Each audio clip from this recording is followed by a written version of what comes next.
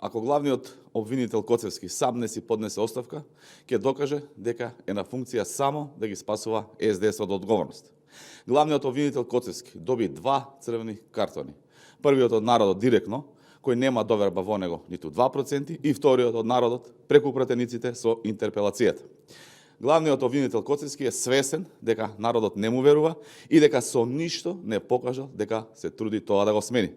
Единствено нешто кое што Коцевски го прави е да се држи до СДС, кои мора да напуштат глумата на мачка и глушец и да се соголат целосно, јавно, бранејќи го во собрание. Го прашуваме лично главниот обвинител Коцевски, нели се срами кога СДС мора да го бранат? Или тоа природно му доаѓа како контрауслуга за сите функционери кои им ги спаси од кривична одговорност? Како може Коцевски да продолжи да биде главен обвинител, кога знае дека ниту еден случај за кој во изминативе години имаше низа докази излезени во јавноста, не обезбеди пресуда? Дали за еден обвинител како Коцевски е поважно да биде потрчко на Заев и Филипче, отколку да работи за граѓаните?